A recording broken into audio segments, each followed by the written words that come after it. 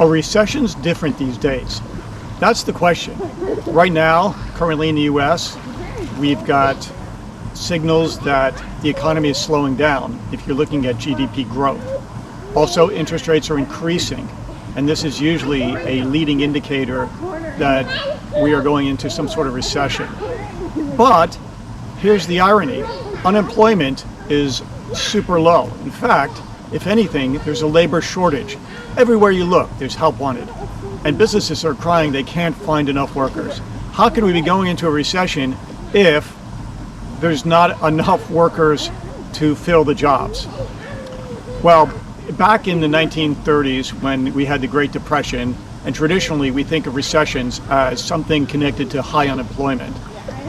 The issue was back then there was a lot of rigidity in labor wages. People weren't willing to switch jobs, and they weren't willing to take pay cuts. And most of my parents' generation, they had one or two jobs their entire life, maybe one job. And if you switched jobs 3 times, you were, labeled as a job switcher. In this day and age, prices, including wages, are extremely flexible. I mean, many people stay at a job for 9 months, if that. And if you're at a job for like 5 years, you're an SME, subject matter expert. So in the time that prices and wages are very flexible and the labor force is mobile, we have free movement of labor and capital, the tendency is not to go in a high unemployment recession. Of course, if people have stretched their pocketbook too far because of forced savings relating to inflation, and they start accruing debt because they can't make their monthly payments, then we're going to have an issue. But right now there's a lot of flexibility in the labor market, and I'm not quite sure what's going to happen next.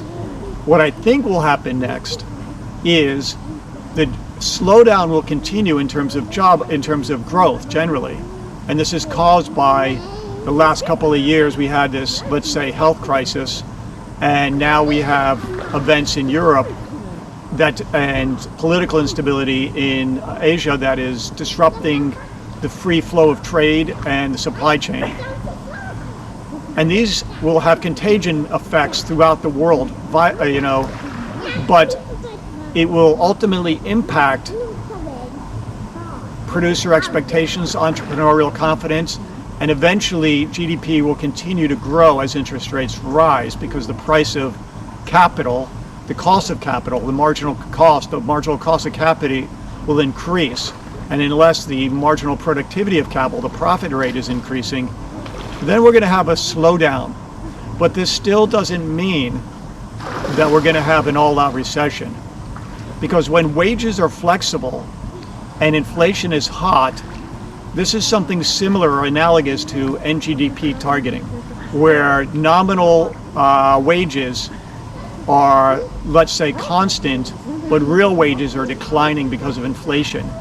And when you have a decline in real wages, that's a reduction in the price, the cost of labor, which makes the labor market more flexible.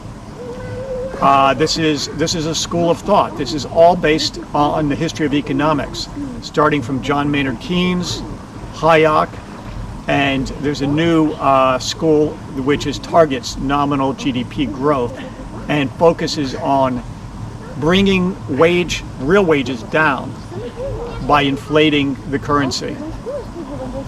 So it's going to be an interesting time.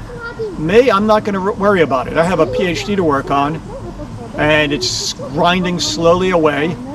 I grow a lot of food in my backyard and kind of self-sufficient.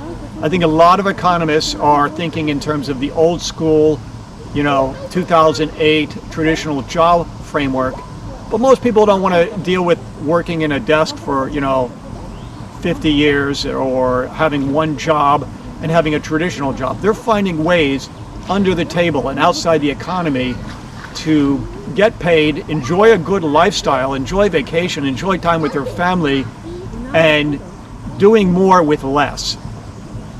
So my recommendation is, if you haven't figured that out yet, start tightening your belt economically at home and enjoying the surroundings around you. Because in the next year or two, we will have very questionable economic times. We will have times of perhaps decelerating growth, the engine for employment, yet an extremely flexible labor market who basically the mantra is, we're not getting paid enough to justify the opportunity cost of working for $15 an hour stocking shelves when that's not going to get me anywhere in life. So are we going into a recession? Are recessions different nowadays? I certainly think the economy is different, and we need a new school of economic thought to incorporate the ideas of a flexible, extremely flexible wages, mobile and flexible labor and capital, as well as productivity and technology growth, which in a sense could just absorb any traditional decline in GDP. When productivity increases, more goods and services are produced with even less effort, and we basically escape a recession.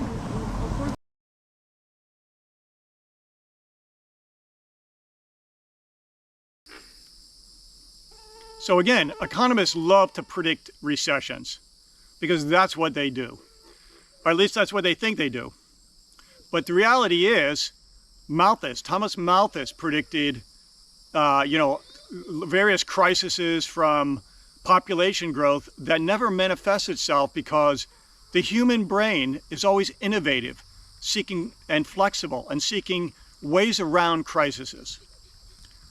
So these predictions are not necessarily true. And even if there was a downturn, so what? You personally don't have to be involved in it. You can find a way to navigate with entrepreneurial skills around it. People make a lot of money during recessions.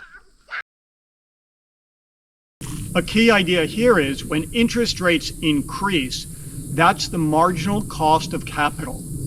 When interest rates are low, there's a substitution for capital-intensive robotics, automation for labor. But when interest rates increase, that process is reversed and the marginal product of labor becomes more valuable than because the marginal cost of capital has increased with the interest rate increased. So even though interest rates are initially increasing and may cause a little bit of inertia on the growth engine of the economy, the good news is the substitution effect for that transition. So that's good news. Are wages flexible? That will determine unemployment or if we go into a recession. Never determine your happiness or economic success based on some aggregate time series data number. So it doesn't matter that a CPI, PCE, GDP, and GDP is up or down. What matters is how you as a person are thinking about the next steps economically. So is the labor market different? Are recessions different? To some extent, no. But on another hand, every recession and every depression and every economic boom is different than the last. You have to determine for yourself where you are headed. Thank you very much.